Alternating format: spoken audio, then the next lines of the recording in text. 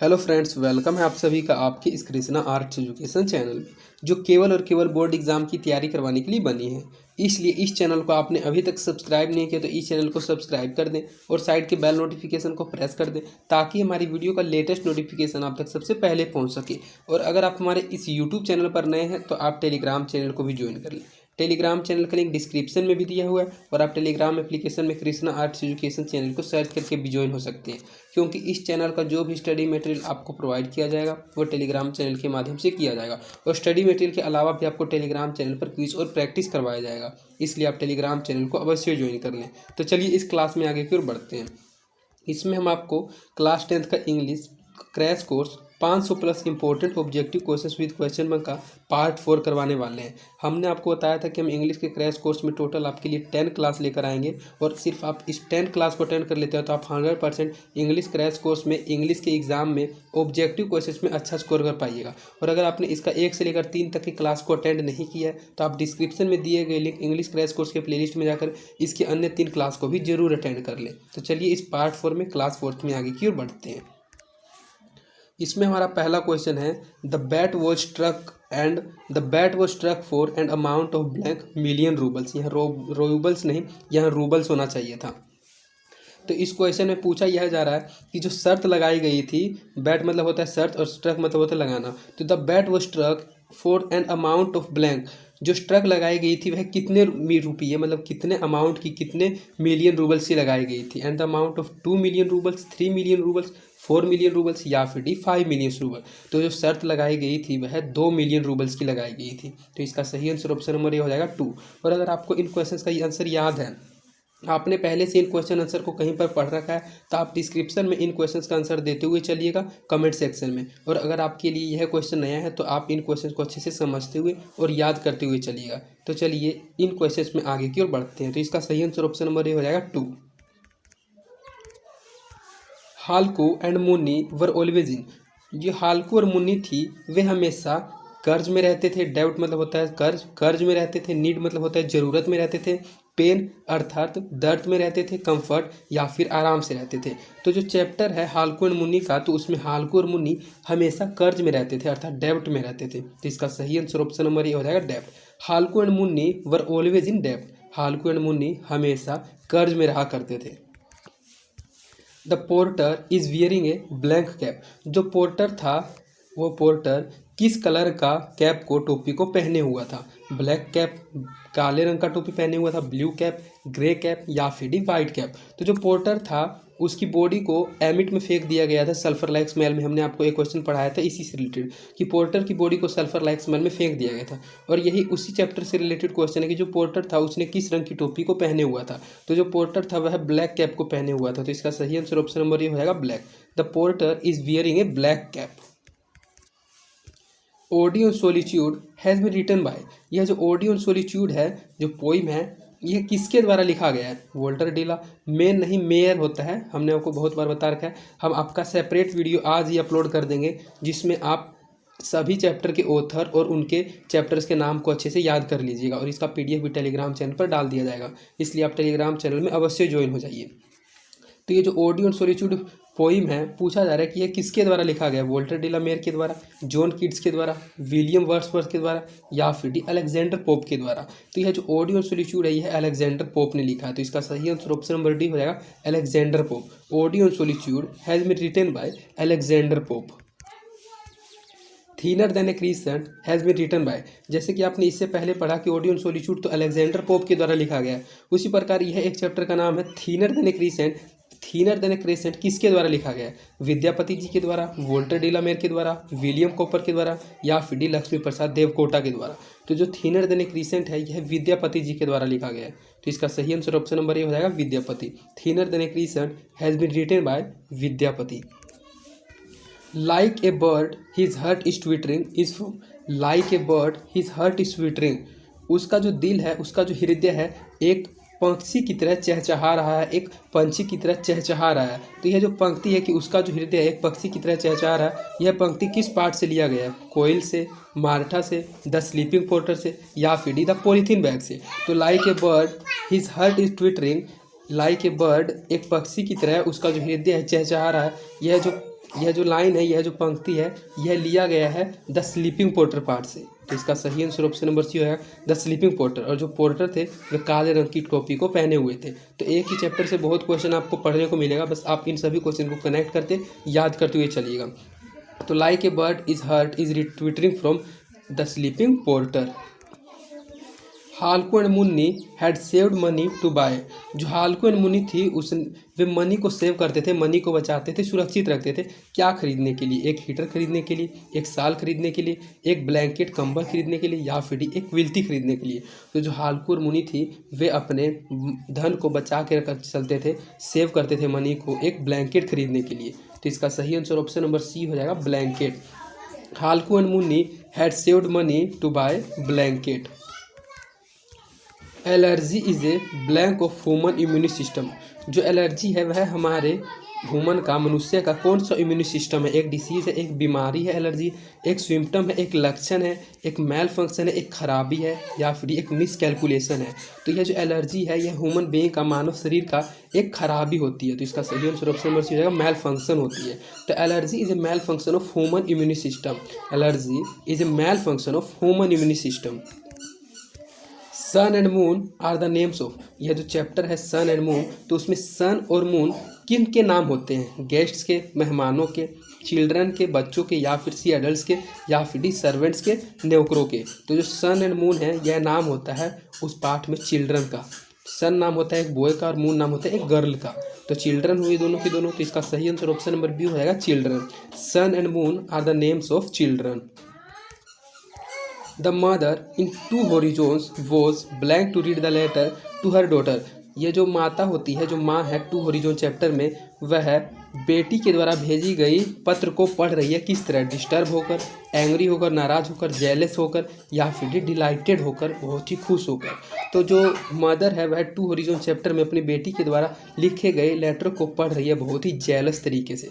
तो इसका सही आंसर ऑप्शन नंबर सी हो जाएगा jealous. The mother in two horizons was jealous to read her letter of her daughter। वह अपनी बेटी के द्वारा भेजी गई पत्र को टू होरिजोन चैप्टर में जो माता है बहुत ही जेलस तरीके से पढ़ रही है। आर.सी. Hutchinson has written. जो आर.सी. हचिंसन है उनके द्वारा इनमें से कौन सा चैप्टर लिखा गया है? Me and the ecology bit, acceptance speech, the page for living, या फिर वंस अपॉन ए टाइम। तो जो आर.सी. हचिंसन है, आर.सी. हचिंसन ने रचना की है द पेज फॉर लिविंग की। आर.सी. हचिंसन के द्वारा लिखा गया द पेज फॉर लिविंग, जीवन की रफ्तार। तो इसका सही आंसर ऑप्शन नंबर सी हो जाएगा the page for living. R C. Hutchinson has written the page for living. In the page for living, इससे पहले आपने पढ़ा कि द पेज फॉर लिविंग लिखा गया आर.सी. हचिंसन के द्वारा। तो कहा जा रहा है कि इन द पेज फॉर लिविंग जो ऑथर है वे क्या देखते हैं, अर्थात इस पार्ट में द पेज फॉर लिविंग में जो ऑथर है वे क्या देखते हैं? एक मूवी को देखते हैं, एक डांस को देखते हैं, एक प्ले अर्थात नाटक को देखते हैं, या फिर एक फुटबॉल मैच को देखते हैं। तो जो पेज फॉर लिविंग चैप्टर है, इस चैप्टर में जो ऑथर हैं वे एक नाटक को देखने जाते हैं, अर्थात एक प्ले देखते हैं। तो इसका सही आंसर ऑप्शन नंबर सी हो जाएगा play. The page for living the author show a play. Me and the ecology bit has been authored by. यह जो चैप्टर है me and the ecology bit, यह किसके द्वारा लिखा गया है? इसके लेखक कौन है, ऑथर कौन है? आर.सी. हचिंसन। तो आर.सी. हचिंसन तो इससे पहले आपने पढ़ लिया कि ये द पेज फॉर लिविंग के, तो यह तो बिल्कुल नहीं होगा। महादेवी वर्मा गीलू के हैं। लियो Tolstoy little girls visor the man उसके हैं, तो ये दोनों भी गलत हो जाएगा। बच गया जॉन लेक्स्यू। तो जो जॉन लेक्स्यू है यही मी एंड द इकोलॉजी बिट के लेखक हैं। तो इसका सही आंसर ऑप्शन नंबर डी हो जाएगा John Lexu. Me and the ecology bit has been authored by John Lexu. Which one is not one of the slogans me and the ecology bit? Me and the ecology bit part का इनमें से ऐसा कौन सा एक slogan था, एक नारा था जो कि इस पार्ट का नहीं है? A save earth, B save tree, C save mountain, या फिर सेव वाटर। तो me and the ecology beat में सेव अर्थ का भी नारा लगा था, सेव माउंटेन का भी और सेव वाटर का भी। लेकिन ये जो सेव ट्री का नारा है, पेड़ बचाओ, इसका नारा मी एंड द इकोलॉजी चैप्टर में नहीं लगा था, यह इसका एक नारा नहीं था। Which one is not one of the slogans in the me and the ecology beat, अर्थात me and the ecology beat में ऐसा कौन सा नारा था जो कि इस पार्ट का नहीं है? तो सेव ट्री इसका नारा नहीं था। तो इसका सही answer option number C B हो जाएगा save tree. Mahadevi Verma was basically, जो महादेवी वर्मा थे वे क्या थे? एक ड्रामाटिस्ट थे, एक नोवेलिस्ट उपन्यासकार थे, एक पोइटिस, एक कवित्री थे, या फिर एक रिपोर्टर थे। तो जो महादेवी वर्मा थे वे वास्तविक में एक नोवेलिस्ट अर्थात एक उपन्यासकार थे। तो इसका सही आंसर ऑप्शन नंबर बी हो जाएगा a novelist. Mahadevi Verma was basically a novelist. In the story written by Mahadevi Verma Gillu was. यह जो कहानी है जो कि महादेवी वर्मा के द्वारा लिखा गया है गीलू, यह जो गीलू कहानी है यह महादेवी वर्मा के लिए लिखा गया है। तो पूछा जा रहा है कि महादेवी वर्मा के द्वारा लिखा गया गीलू कहानी में गीलू क्या है? एक क्रो है अर्थात एक कौवा है, एक स्क्विरल है, या फिर एक पैरेट है तोता है, या फिर एक पिकॉक है मोर है। तो in the story written by Mahadevi Varma, जो महादेवी वर्मा के द्वारा यह कहानी लिखी है गीलू, तो उसमें गीलू एक स्क्विरल होता है। तो इसका सही आंसर ऑप्शन नंबर बी हो जाएगा squirrel. In the story written by Mahadevi Verma Gillu was a squirrel.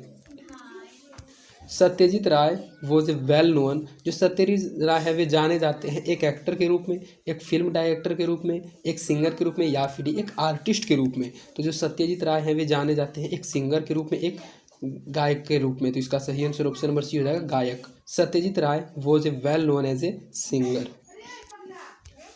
According to the essay what is wrong with Indian films, the average American films is an. अर्थात यह जो what is the wrong with Indian films जो ऐसे है जो लेख है, इसमें क्या कहा गया है एवरेज अमेरिकन फिल्म के बारे में, औसत अमेरिकन मूवियों के बारे में, फिल्म के बारे में, कि फिर अमेरिकन जो फिल्म होती है वे बैड मॉडल होती है, एवरेज मॉडल होती है, गुड मॉडल होती है, या फिर एक्सीलेंट मॉडल होती है। तो यह जो ऐसे है जो लेख है in what is wrong with Indian films, इसमें एवरेज अमेरिकन फिल्म को अर्थात अधिकतर अमेरिकन फिल्म को बैड मॉडल ही कहा गया है। तो इसका सही आंसर ऑप्शन नंबर ए हो जाएगा bad model. According to the essay what is wrong with Indian films, the average American film is an a bad model. तो इसका सही आंसर ऑप्शन नंबर ए हो जाएगा bad model. Ang San Suu Kyi was born इन। जो Aung San Suu की थे उनका जन्म कहाँ हुआ था? रूस में, लंदन में, रंगून में, या फिर अमेरिका में। तो एंग San Suu Kyi was born in London. जो एंग सन सू की थे उनका जन्म लंदन में हुआ था। तो इसका सही आंसर ऑप्शन नंबर बी हो जाएगा London. Aung San Suu Kyi was born in London. Aung San Suu Kyi won the Nobel prize in the field of. जो एंग सन सू की थे उन्होंने नोबेल प्राइज को प्राप्त किया था किस चीज़ के क्षेत्र में? पीस, शांति के क्षेत्र में, साइंस विज्ञान के क्षेत्र में, लिटरेचर के क्षेत्र में, या फिर इकोनॉमिक्स अर्थशास्त्र के क्षेत्र में। तो जो एंग सन सू की थे उन्होंने नोबेल प्राइज को जीता था इन द फील्ड ऑफ शांति के क्षेत्र में। तो इसका सही आंसर ऑप्शन नंबर ए हो जाएगा piece. Aung San Suu Kyi won the Nobel prize in the field of peace. Aung San Suu Kyi ने एक नोबेल प्राइज को जीता था शांति के क्षेत्र में। टोनी मोरिसन, यहाँ टियोनी मोरिसन है, टोनी मोरिसन होना चाहिए।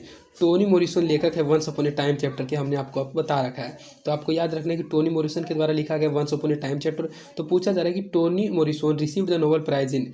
टोनी मोरिसन को नोबेल प्राइज कब प्राप्त हुआ था, कब रिसीव हुआ था? 1990 में, 1992 में, 1991 में, या फिर 1993 में। तो यह क्वेश्चन रिपीट हो गया और यह क्वेश्चन एक ऐसा क्वेश्चन है जो बहुत बार बोर्ड एग्जाम में पूछा भी जा चुका है। इसलिए आपको इस क्वेश्चन को अच्छे से याद रखना है कि जो टोनी मोरिसन थे उनको नोबेल प्राइज रिसीव हुआ था, अर्थात उनको नोबेल प्राइज मिला था 1993 ईस्वी में। तो इसका सही आंसर ऑप्शन नंबर डी हो जाएगा 1993। Once upon a time there was an old women blind wise has been taken from. Once upon a time जो चैप्टर है उसमें एक बूढ़ी महिला होती है, ब्लाइंड वाइज होती है। तो यह जो पंक्ति है, जो लाइन है, यह कहाँ से लिया गया है? A blind and wise women, ये blind and wise women chapter से, एक्सेप्टेंस ऑफ स्पीच चैप्टर से, वंस अपॉन ए टाइम से, या फिर एन ओल्ड वुमेन से। तो यह जो लाइन है वंस अपॉन ए टाइम में एक ओल्ड वुमेन होती है, ब्लाइंड वाइज होती है, यह लिया गया line once upon a time से, जिसके लेखक टोनी मोरिसन है। तो इसका सही आंसर ऑप्शन नंबर सी हो जाएगा has been taken from once upon a time. Who has written the unity of Indian culture, अर्थात इस चैप्टर को, इस कथा को, इस कहानी को किसने लिखा था? Unity of Indian culture. यह ऐसे है, यह एक प्रकार का ऐसे है, the unity of Indian culture. तो हु हैज़ रिटन, किसके द्वारा यह लिखा गया the unity of Indian culture? Tony Morrison के द्वारा, लियो टोल्स्टॉय के द्वारा, त्रिनाथ मिश्रा के द्वारा, या फिर हुमायूं कबीर के द्वारा। तो जो the unity of Indian culture है यह लिखा गया है हुमायूं कबीर के द्वारा। तो इसका सही आंसर ऑप्शन नंबर डी हो जाएगा Humayun Kabir. Who has written the unity of Indian culture, तो the unity of Indian culture Humayun Kabir के द्वारा लिखा गया। तो इसका सही आंसर ऑप्शन नंबर डी हो जाएगा Humayun Kabir. According to the writer, the unity of Indian culture, they were regarded as the earliest invaders of the land. जो लेखक थे उनके अनुसार the unity of Indian culture chapter में सबसे पहले जो भारत में आने वाले आक्रमणकारी थे वे कौन थे? आर्यंस थे, साकस थे, ग्रीक्स थे, या फिर ब्रिटिश थे। तो जो लेखक के अनुसार the unity of Indian culture chapter में भारत में आने वाले जो सबसे प्रथम आक्रमणकारी थे वे आर्यंस थे। तो इसका सही आंसर ऑप्शन नंबर ये हो जाएगा Aryans. According to the writer the unity of Indian culture, the Aryans were regarded as the earliest invaders of the land. The story written by Leo Tolstoy, अर्थात ये 4 प्रकार का कहानी दिया गया है और पूछा जा रहा है कि इनमें से ऐसा कौन सा कहानी है जो कि लियो टोल्स्टॉय के द्वारा लिखा गया है। Little girls and little boys, little girls wiser than man, little girls clever than man या फिर little girls smarter than man. तो जो यह कहानी है little girls wiser than man, यही कहानी लियो टोल्स्टॉय के द्वारा लिखा गया है। तो इसका सही आंसर ऑप्शन नंबर बी हो जाएगा, little girls wiser than man. Leo Tolstoy is story about, जो लियो टोल्स्टॉय की स्टोरी होती है वह किससे संबंधित है? 2 लड़कियों से, 2 लड़कों से, थीकू गर्ल्स से या फिर 3 बॉयज से, 3 लड़कों से। तो जो लियो टोल्स्टॉय की स्टोरी है वह 2 गर्ल्स से संबंधित है, तभी तो उन्होंने चैप्टर का नाम लिखा है 2 गर्ल्स वाइजर देन मैन। तो इसका सही आंसर ऑप्शन नंबर ए हो जाएगा 2 girls. Leo Tolstoy stories is about, Leo Tolstoy की जो कहानी है वह संबंधित है 2 गर्ल्स से, 2 लड़कियों से। God made the country has been composed by, यह जो गॉड मेड द कंट्री है किसके द्वारा कंपोज किया गया है? विलियम वर्ड्सवर्थ के द्वारा, विलियम शेक्सपियर के द्वारा, विलियम कॉपर के द्वारा या फिर विलियम ब्लेक के द्वारा। तो यह जो God made the country chapter है यह कंपोज किया गया विलियम शेक्सपियर के द्वारा। तो इसका सही आंसर ऑप्शन नंबर बी हो जाएगा, William Shakespeare. God made the country has been composed by William Shakespeare. According to the poem God made the country man trade, अर्थात जो God made the country part है इसमें poem के अनुसार, कविता के अनुसार जो मैन है, जो मैन कहाँ व्यापार करते हैं, जो मानव होते हैं वो कहाँ व्यापार करते हैं? दीवारों पर, गांवों में, टाउन्स में अर्थात शहरों में, रोड्स में या फिर रोडों पर। तो जो पोइम के अनुसार है God made the country poem है, उस पोइम के अनुसार जो मानव होते हैं वे व्यापार करते हैं गाँवों में। तो इसका सही आंसर ऑप्शन नंबर बी हो जाएगा, man trade villages. According to the poem God made the country man trade villages. Poem written 14 lines is called, वैसी कविता, वैसी पोइम जो कि 14 लाइन में लिखी हुई होती है, तो उस 14 लाइन की कविता को क्या कहा जाता है? एन ओड, एन इलीजी, ए सोनेट या फिर ए लायरिक। तो वैसी कविता जो कि 14 लाइन की होती है उसको ए लायरिक कहा जाता है। तो इसका सही आंसर ऑप्शन नंबर ए हो जाएगा, a lyric. Poem written in 14 lines is called a lyric. According to the poet of ode on solitude a happy man is satisfied with, अर्थात ओडी ऑन सोलिट्यूड जो poem है, जो कविता है, उसमें poet के अनुसार अर्थात कवि के अनुसार जो एक खुशी व्यक्ति होता है वह किस चीज़ से ही संतुष्ट हो जाता है? ए few acres of inherited land, अर्थात इनहेरिटेड लैंड का मतलब होता है विरासत में मिली, पूर्वजों के द्वारा मिली गई जमीन। तो अर्थात पूर्वजों के द्वारा कुछ एकड़ जमीन मिलने पर ही वह खुश हो जाता है। मोर एकर्स ऑफ इनहेरिटेड मतलब बहुत ज़्यादा एकड़ जमीन मिलने पर विरासत में वह खुश हो जाता है। A few crores of inherited मतलब अर्थात विरासत में कुछ करोड़ उसको मनी मिल जाते हैं तब खुश हो जाता है, या फिर a lot of inherited property अर्थात उसको बहुत सारी संपत्ति मिल जाती है विरासत में तभी वह खुश हो जाता है। तो ओडी ऑन सोलिट्यूड जो कविता है, इस कविता के जो कवि हैं उनके अनुसार एक खुशी व्यक्ति संतुष्ट हो जाता है अपने विरासत में कुछ एकड़ जमीन मिलता है तभी। तो इसका सही आंसर ऑप्शन नंबर हो जाएगा, ए few acres of inherited land, अर्थात विरासत में मिली गई कुछ एकड़ जमीन से ही ओडी ऑन सोलिट्यूड चैप्टर में एक हैप्पी मैन संतुष्ट हो जाता है। यह पोइट का कहना है, पोइट के अनुसार। तो इसका सही आंसर ऑप्शन नंबर ए हो जाएगा, according to the poet of ode on solitude a happy man is satisfied with a few acres of inherited land. Burned polythene bag excuse, जब पॉलीथीन बैग को जलाया जाता है तो यह किस टाइप का स्मेल देता है? पंजेंट स्मेल देता है, प्योर स्मेल देता है, प्लीजेंट स्मेल देता है या फिर पेकुलर स्मेल देता है? प्योर स्मेल मतलब शुद्ध स्मेल देता है, प्लीजेंट स्मेल बहुत ही खुशबू वाली स्मेल देती है, पेकुलर स्मेल देती है या फिर पंजेंट स्मेल देती है? तो जो पॉलीथीन बैग है, जो पॉलीथीन बैग को जलाया जाता है तो बहुत ही खराब स्मेल देती है, पंजेंट स्मेल देती है। तो इसका सही आंसर ऑप्शन नंबर ये हो जाएगा, pungent smell. Burnt polythene bag executes pungent smell. Vidyapati belongs to, जो विद्यापति हैं वे कहाँ से बिलोंग करते हैं, कहाँ से संबंध रखते हैं? मथुरा से, महिषी से, मधुबनी से या फिर मसौढ़ी से? तो जो विद्यापति हैं वे बिलोंग करते हैं मसौढ़ी से। तो इसका सही आंसर ऑप्शन नंबर डी हो जाएगा, Masaurhi. Vidyapati belongs to Masaurhi. The empty hut speaks about, the empty हट जो कविता है उसमें कहा जाता है किस चीज़ के बारे में, किस चीज़ की वह स्पीक करती है, किस चीज़ के बारे में बोलती है? हैप्पीनेस के बारे में, खुशी के बारे में, ग्रीड के बारे में, कंजूस के बारे में, सोरो के बारे में या फिर फियर के बारे में, डर के बारे में? तो जो द एम्पर्टी ऑफ हर्ट स्पीक्स है, तो द एम्पर्टी ऑफ हर्ट स्पीक करती है, बोलती है सोरो के बारे में अर्थात दुख के बारे में, रोने के बारे में। तो इसका सही आंसर ऑप्शन नंबर सी हो जाएगा, सोरो। द एम्पर्टी हर्ट स्पीक्स अबाउट सोरो। The sleeping porter carries a load of, the sleeping porter जो होता है वह कितने कैरीज ए लोड ऑफ, कितने कैरी का लोड होता है? 20 किलो 20 किलो का, 25 किलो 25 किलो का, 30 किलो 30 किलो का, या फिर 35 किलो 35 किलो का। तो the sleeping porter carries a load of 25 kilo था। जो स्लीपिंग पोर्टर था वह लगभग 25 किलो का था। तो इसका सही आंसर ऑप्शन नंबर बी हो जाएगा 25 kilo the sleeping porter carries a load. Who is the main character in the story January night, अर्थात जो जनवरी नाइट पूस की रात यह कहानी है। तो इस कहानी का जो मुख्य पात्र था वह कौन था? वीकू था, हाल्कू था, सेकू था, या फिर हरकू था। तो यह जो कहानी है जनवरी नाइट पूस की रात, तो इस कहानी का जो मेन कैरेक्टर था, जो मुख्य पात्र था, वह सेखू था। तो इसका सही आंसर ऑप्शन नंबर सी हो जाएगा Sekhu. Sekhu is the main character of the story January night. Allergy has been written by, यह जो एलर्जी चैप्टर यह किसके द्वारा लिखा गया है? पीएस सिंह के द्वारा, एसके सिंह के द्वारा, एसपी सिंह के द्वारा, या फिर पीके सिंह के द्वारा। तो यह जो एलर्जी चैप्टर है यह लिखा गया है पीके सिंह के द्वारा। तो इसका सही आंसर ऑप्शन नंबर डी हो जाएगा PK Singh. Allergy has been written by PK Singh. The bat is a story about, the bat जो कहानी है यह किस चीज़ से संबंधित कहानी है? द बैट जो शर्त वाली कहानी है किस चीज़ से संबंधित कहानी है? The banker and A doctor, एक बैंकर और डॉक्टर के बीच की कहानी है। The lawyer and A doctor, एक वकील और डॉक्टर के बीच की कहानी है। The banker and a lawyer, एक बैंकर और लॉयर वकील के बीच की कहानी, या फिर डॉक्टर एंड ए फार्मर, एक डॉक्टर और एक किसान के बीच की कहानी है। तो the bat is a story about the banker and a lawyer. तो इसका सही आंसर ऑप्शन नंबर सी हो जाएगा। यह जो कहानी है द बैट यह संबंधित है द बैंकर एंड लॉयर से, अर्थात बैंकर और वकील से संबंधित यह कहानी है द बैट। तो इसका सही आंसर ऑप्शन नंबर सी हो जाएगा the banker and a lawyer.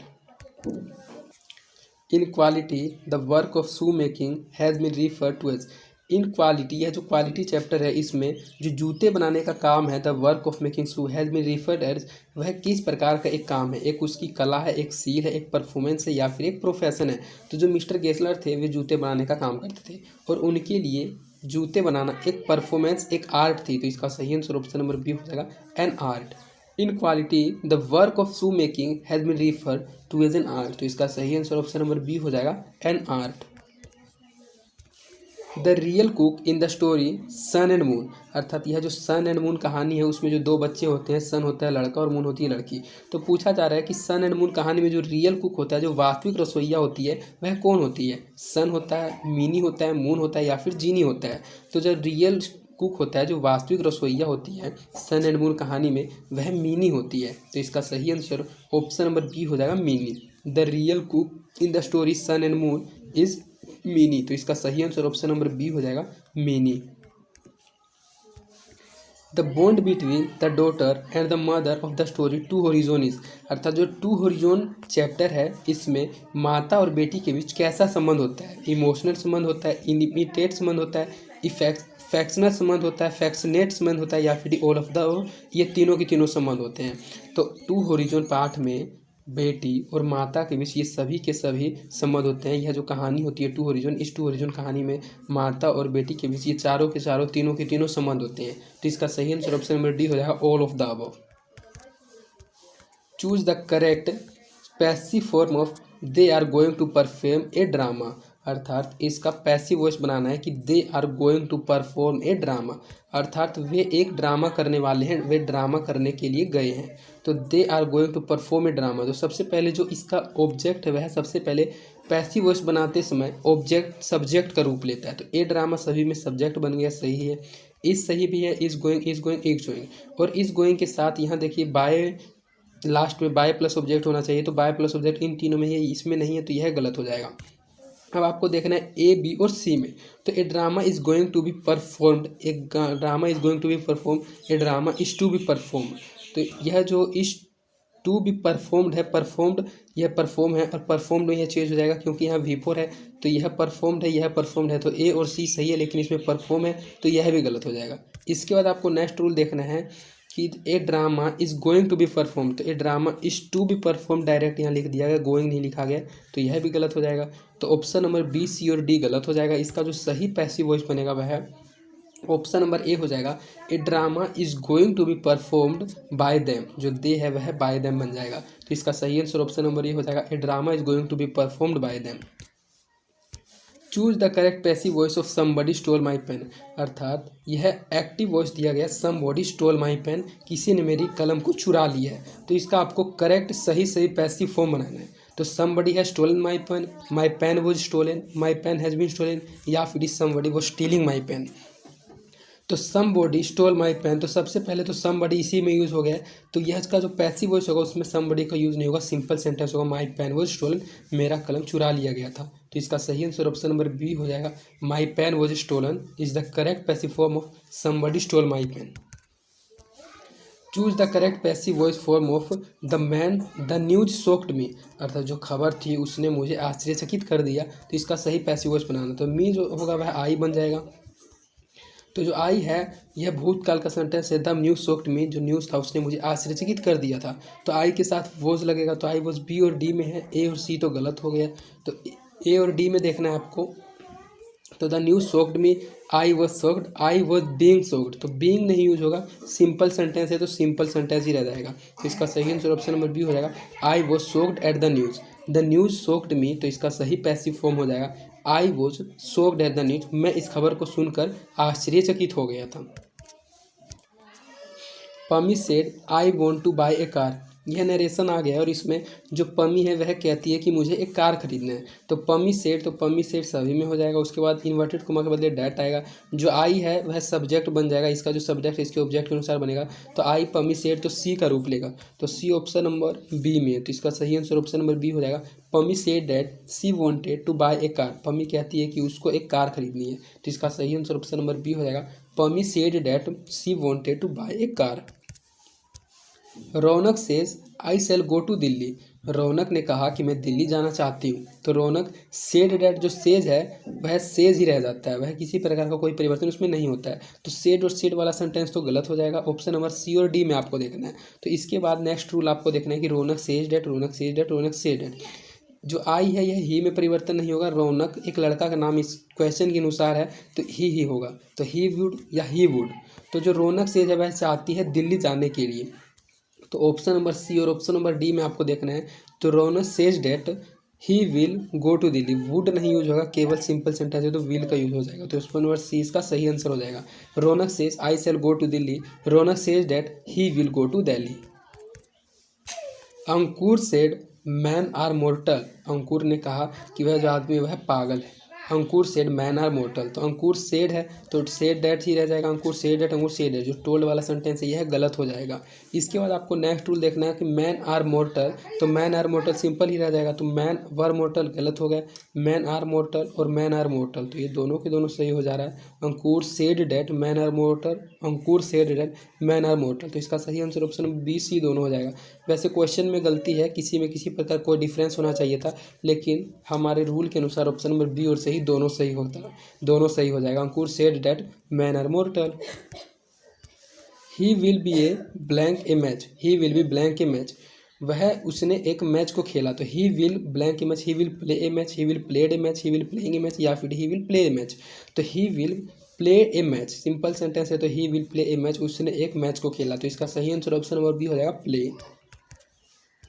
Slow and steady blank the race, slow and steady, जो स्लो एंड स्टडी यह है blank the race, win the race, won the race, wins the race, या फिर whining the race. तो जो slow and study होता है वह विन द रेस होता है। तो इसका सही आंसर वोन हो जाएगा, option number B won. Slow and steady won the race. Either Amit और सुमित ब्लैंक डन इट, जो आइदर अमित और सुमित जो है वह उसने उसको संपूर्ण कर दिया। तो आइदर अमित और Sumit have done it, either Amit और Sumit had been done it, has been done it, या फिर डी वॉज डन इट। तो आइदर सुमित और Amit had been done it, तो इसका सही आंसर ऑप्शन नंबर बी हो जाएगा had been. This is entirely blank you and me, this is entirely between you and me, among you and me, amidst you and in you and मी। तो जब आपके और मेरे मध्य की बात की जाती है तो इसका सही आंसर बिटवीन का यूज़ होता है, अर्थात बिटवीन एक दूसरे के बीच। तो this is entirely between you and मी, तो इसका सही आंसर ऑप्शन नंबर ये हो जाएगा बिटवीन। तो इस प्रकार आपका इस वीडियो में 100 ऑब्जेक्टिव क्वेश्चंस को कंप्लीट करा दिया गया, जो बहुत ज़्यादा इंपॉर्टेंट क्वेश्चन थे। और यह हमारे क्रैश कोर्स का चौथा क्लास था। इसके बाद इसका 6 क्लास और लाया जाएगा। और अगर आप सिर्फ इन 10 क्लास को अटेंड कर लेते हैं तो आप 100% इंग्लिश के एग्जाम में अच्छा स्कोर कर पाइएगा। और अगर आपको हमारी वीडियोज़ पसंद आती है तो आप अपने दोस्तों के बीच इन वीडियोज़ को जरूर शेयर करें, और आप हमारे वीडियोज़ को लाइक भी जरूर करें। इससे हमारा मोटिवेशन बना हुआ रहता है। तो आज के लिए इतना ही। धन्यवाद। मिलते हैं आपसे नेक्स्ट वीडियो।